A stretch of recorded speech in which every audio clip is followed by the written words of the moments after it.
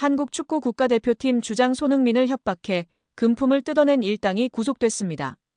법적으로는 엄연한 피해자인 손흥민은 이번 사건으로 개인사가 드러나면서 대중적 이미지 손상이 불가피해진 상황인데요. 서울중앙지방법원 윤원묵 부장판사는 지난 17일 오후 이시 공갈 혐의를 받는 20대 여성 양모 씨와 공갈미수 혐의를 받는 40대 남성 용모 씨에 대한 구속 전 피의자 신문 영장실질심사를 진행한 뒤 증거를 인멸할 염려와 도망갈 염려가 있다며 구속영장을 발부했습니다. 양 씨는 손흥민의 전 연인으로 알려졌으며 지난해 6월 임신했다는 사실을 근거로 손흥민에게 3억 원을 갈취한 혐의를 받고 있습니다.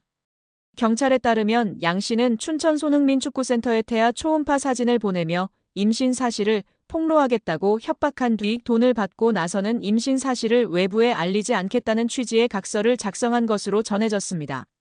이후 양 씨와 교제하게 된 용 씨는 올해 3월 손흥민 측에 접근해 7천만 원을 요구했으나 미수에 그쳤습니다. 약 3개월간 협박을 받아온 손흥민 측은 결국 강경하게 대응하자는 결정을 내린 것으로 알려졌습니다. 손흥민 측은 지난 7일 강남경찰서에 고소장을 접수했고 경찰은 14일 저녁 이들을 체포한 뒤 이튿날 구속영장을 신청했습니다. 포승줄에 묶인 채 법정에 출석한 양 씨와 용 씨는 공갈 혐의를 인정하느냐, 초음파 사진이 조작된 것인지 손흥민에게 할 말이 있느냐 등 취재진의 질문에 일체 답하지 않았습니다. 경찰은 체포 직후 압수한 이들의 휴대전화 등을 바탕으로 초음파 사진의 진위 등 정확한 사실관계를 조사 중인 상황입니다. 손흥민 측은 진술서에서 지난해 5월 23일 북중미 월드컵 2차 지역 예선 준비를 위해 한국에 입국했습니다. 당시 양 씨와 손흥민은 교제를 이어오던 중이었는데 5월 31일부터 다음 날까지 양 씨와 만남을 가졌다고 합니다. 6월 2일 원정 경기가 열리는 싱가포르로 떠나기 전날까지 양 씨와 만난 걸 인정한 것인데요. 이때만 해도 두 사람의 관계는 좋았던 거로 보입니다. 이를 뒷받침할 근거는 언론 보도에서 찾아볼 수 있습니다. 당시 복수의 언론은 손흥민이 공항에서 출국하는 모습을 담아 팬들에게 전달했습니다.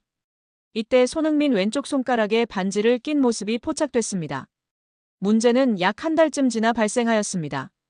손흥민 측은 한 달 뒤쯤 양 씨가 임신 사실을 알렸다며 이에 손흥민은 양 씨에게 대화를 제안했지만 양 씨 측은 금전을 요구한 채 만남은 거절했다고 밝혔습니다. 이 과정에서 양 씨는 손흥민의 아이를 임신했다면서 태아 초음파 사진을 보냈고 이후 손흥민으로부터 3억 원을 뜯어냈습니다. 손흥민 측은 양 씨의 허위사실 유포가 선수와 팀에 부정적인 영향을 미칠 것을 우려해 공갈, 협박에 응할 수밖에 없었다고 밝혔습니다. 양 씨는 3억 원을 받은 후 외부에 밝히지 않겠다는 취지의 각서도 작성한 것으로 알려졌습니다. 양 씨가 손흥민에게서만 돈을 받게 된 건 아버지일 가능성이 있는 두 남성에게 모두 연락했으나 손흥민만이 양 씨의 말을 들어준 것으로 전해졌습니다. 양 씨는 실제 임신 중절 수술을 받았고 초음파 사진 역시 양 씨의 것으로 확인됐습니다. 이에 손흥민의 아이가 아니냐는 주장이 제기됐지만 임신한 양 씨도 아이 아빠가 누군지 모릅니다. 앞선 20일 연예 매체 디스패치는 양 씨와 공갈 미수 혐의를 받는 40대 남성 용 씨의 대화 내용을 공개했는데요. 공개된 대화 내용에 따르면 용 씨가 근데 너 누구 애인지 정확히 알아? 라고 묻자 양 씨는 누구 애인지 제가 어떻게 알아요? 라고 답했습니다. 이에 용 씨는 그럼 2번한테만 가든가 1번한테만 가든가 한 명한테만 갔어야지라고 말했습니다. 여기서 말하는 1번은 양 씨가 손흥민과 같은 기간의 관계를 맺은 사업가 남성으로 2번은 손흥민입니다. 손흥민은 양 씨가 자신을 만나던 시기 동시에 다른 남성도 만난 것을 모르고 있다가 양 씨와 사이가 틀어진 용 씨를 통해 알게 됐다고 매체는 전했습니다. 이런 일이 있은 후 용 씨는 양 씨와 지난 3월 손흥민 측에 언론에 임신 사실을 폭로하겠다며 또다시 7천만 원을 요구했다가 결국 공갈 미수 등의 혐의로 구속됐습니다. 한편 경찰은 진술서를 낸 손흥민을 상대로 대면 조사를 할 계획은 없는 걸로 전해졌습니다.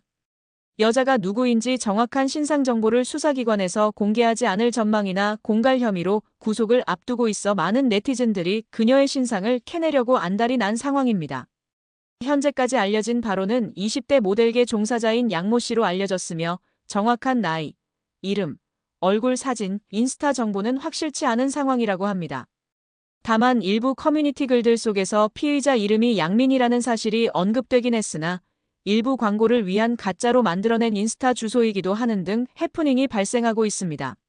무엇보다 팬들이나 국민들이 분노하고 있는 것은 손흥민을 이용하여 현재 남자친구인 B씨와 함께 범행을 공모했다는 점입니다.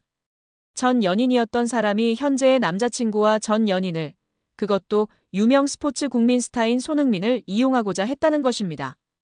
이번 사건으로 그간 베일에 쌓여있던 손흥민의 사생활이 노출됐습니다. 손흥민은 과거 불거진 여성 연예인과의 열애설에 한 번도 인정한 적이 없습니다. 2014년 걸그룹 멤버와의 열애설이 제기됐을 때 상대 측에서는 호감을 갖는 단계라며 조심스럽게 인정한 반면 손흥민 측은 이를 부인했습니다. 이듬해 2015년 다른 연예인과의 열애설에서도 비슷한 상황이 반복됐습니다. 해당 연예인은 훗날 언론 인터뷰에서 당시 교제가 사실이었다고 확인했지만 손흥민은 이를 공개적으로 인정하지 않았습니다. 한편 손흥민을 공갈한 혐의로 체포된 양모 씨는 지난 17일 서울중앙지법에서 열린 구속 전 피의자 신문영장실 질심사 때 포승줄에 묶인 채 트레이닝복 차림으로 출석했는데요. 마스크를 썼으나 얼굴이 상당 부분 노출됐으며 몸매가 드러나는 듯한 모습도 포착되며 인권 논란도 일어나고 있는데요. 이를 두고 온라인에선 경찰이 흉악범도 아닌 양 씨의 인권 보호에 소홀한 것 아니냐는 지적이 나왔습니다. 하지만 양 씨의 복장은 스스로 선택했을 가능성이 있어 보이는데요.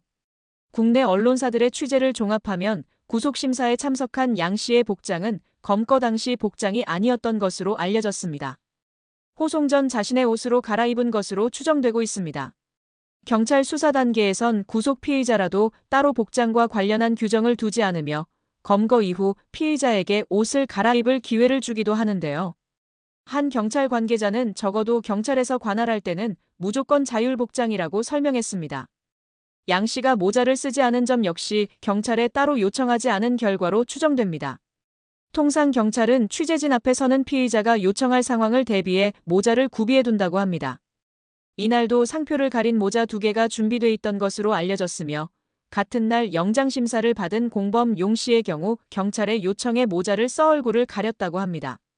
팬들의 반응은 둘로 나뉘고 있는데요. 한편에선 해당 여성과 성관계를 가진 것은 사실 아닌가? 떳떳했다면 왜 3억 원을 줬을까? 라는 의문이 제기되고 있습니다. 반면 손흥민도 다 큰 성인인데 이성교제를 할 수 있다, 사생활 영역이다, 협박범을 비난해야 한다라고 두둔하는 의견도 있다. 남성 위주 커뮤니티와 여성 커뮤니티에서의 반응도 극과 극으로 갈리고 있는 상황입니다. 현재 손흥민 측은 명백한 피해 상황이고 어떠한 선처도 없다며 초음파 사진 등은 조작됐다고 주장하고 있습니다. 그간 바른생활 사나이 이미지에 흠집이 난 손흥민이 이 곤경을 어떻게 빠져나올지 관심이 모아지고 있습니다. 특히 손흥민의 소속팀 토트넘은 오는 22일 맨체스터 유나이티드와의 유로파리그 결승전을 앞두고 있어 이번 사건이 그의 경기력에 영향을 미칠지에 대한 우려도 나오고 있습니다. 손흥민 선수는 프로 무대에서 쌓아온 명예와 이미지를 지키기 위해 소속사와 발 빠르게 대응했는데요. 이제 남은 것은 법원의 판단과 최종 형량입니다. 허위 사실을 통해 금품을 뜯어내고 인격을 침해한 범죄가 엄정하게 심판받아야 유사범죄가 근절될 수 있을 것이라고 생각합니다. 이번 사건은 유명인이라 할지라도 철저한 보안과 신속한 법적 대응이 절실히 필요하다는 경각심을 우리 모두에게 일깨워주지 않았나 생각합니다. 여러분은 이번 손흥민 협박 사건에 대해 어떻게 생각하시나요? 맨체스터 유나이티드의 여름 이적 시장에 대한 큰 힌트가 등장했습니다. 맨유 유스 출신 공격수 알레한드로 가르나초가 입주한 지 1년 여밖에 되지 않은 자신의 고급 주택을 부동산에 매물로 내놓았다는 것인데요. 영국 대중지 더 선이 현지 시간 온라인판 기사로 공개한 독점 정보에 따르면 가르나초는 영국 그레이터 맨체스터의 보든 지역에 있는 침실 7개짜리 대저택을 385만 파운드 약 72억 원에 매각하기로 했다. 해당 매물이 시장에 나온 것은 지난 3월 28일로 알려졌다. 가르나초는 지난해 4월 자신의 파트너 에바, 1살 된 아들 엔소와 함께 해당 저택으로 이사했다. 매입 당시 가격은 380만 4천 파운드. 1년도 채 되지 않아 매각한 이유는 차익을 위해서가 아니다. 라고 전했습니다. 이어 더선은 가르나초가 자신의 저택을 매각하려는 이유가 올여름 맨유를 떠나기 위한 준비로 여겨진다고 추측했습니다. 실제로 가르나초는 후배 아모린 감독이 올 시즌 중도 부임한 이후 꾸준히 이적설의 주인공이 됐습니다. 에릭 텐하흐 전임 감독 체제에서 중용됐으나 아모린 감독 부임과 함께 입지가 흔들렸는데요. 최근 다시 주요 경기에 출전하고 있으나 지난 1월 이적 시장 기간에 첼시, 나폴리 등과 이적 협의가 진행되기도 했습니다. 맨유는 지난 수년간 누적된 적자로 인해 재정난에 시달리고 있기도 합니다. 맨유는 아모린 감독이 원하는 유형의 선수를 영입하기 위해 기존 선수 매각을 추진 중이며 현재 에스턴 빌라로 임대된 마커스 레시포드를 비롯해 자체 유소년 팀 출신 선수들의 매각이 장부상 순이익으로 처리되어 재정 건전성 규정 충족에 큰 도움이 된다고 보고 있습니다. 레시포드와 달리 가르나초는 그동안 맨유의 미래 자원으로 기대를 모았으나 아모린 감독은 기복을 보이는 가르나초를 정리하려는 생각을 가진 것으로 알려졌습니다. 맨유는 최근 2선 공격수 영입에 대한민국 대표 미드필더 이강인과 연결됐는데요. 지난달 이강인의 에이전트 하비에르 가리도가 맨유 구단을 방문한 사실을 공개하기도 했습니다. 스페인 매체 렐레보의 마테오 모레토 기자는 이 방문이 가리도가 대리하는 선수의 이적과 관련이 있는 업무상 출장이었다고 보도했습니다. 맨유는 5년 후 새로운 홈경기장 건설을 중심으로 대대적인 재건 작업을 진행 중입니다. 짐 래클리프 구단주는 이 과정에서 아모린 감독을 적극 지원하고 여름 이적 시장에 선수 영입을 위해 구조조정을 진행 중이라고 밝혔습니다. 아시아 시장 마케팅 효과를 위한 이강인 영입 가능성이 유럽 현지에서 제기되고 있는 가운데 이강인과 포지션이 겹치는 가르나초의 이적설은 주목할 만한 상황이라는 평가입니다.